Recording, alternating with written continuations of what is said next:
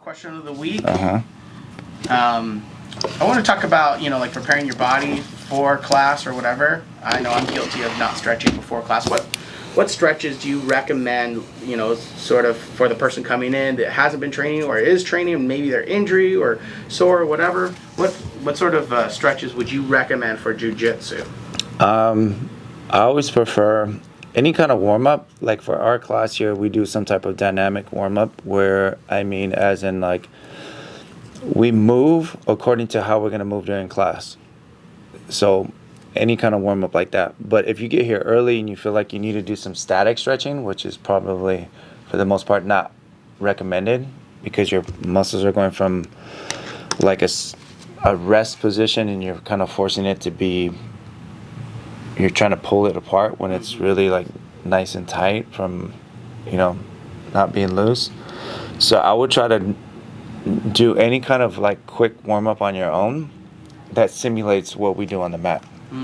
Whether it's just like quick backward shoulder rolls, touching your toes on one side of the shoulder here, rolling back, down the center, Kind of like back. those inverted Yeah. warm ups we showed the other day. Similar to that. Doing some kind of S-sit, getting the hips open, so nice and fluid. S-sit, similar to what you would do in we have specific warm-ups for that, but anything that looks similar to like a S-mounted armbar to get your hips this way, your legs this way, so dynamically trying to open your body. And then also too, you need to get your hamstrings open and loosened up. So the idea of warming up is to get your nervous system open and awake, alert, and get the blood flowing through your muscles. So you need to focus on like your hips, hamstrings, some wrestling shoulder bridges to get your neck, your spine nice and open. Like the scorpion stretches movements. They're not just like holding it for 20 seconds. Like you're laying flat on your belly, left leg goes to your right arm, rotating.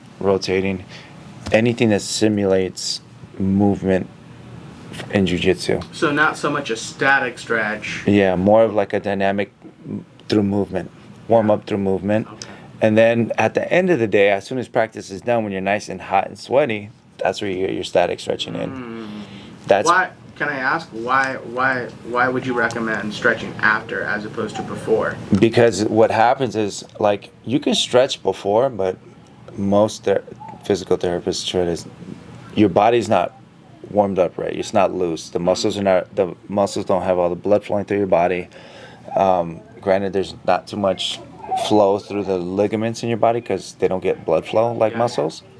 Your nervous system needs to be awake and primed. Once you start sweating and you're dripping, you're like primed to go. It's like warming up your car kind of thing. You don't want to just get in an older car. You don't want to get in and just drive. Yeah.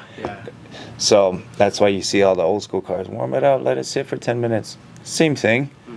Okay, you want to get your nervous system awake. You want to get all the blood flowing throughout your whole body.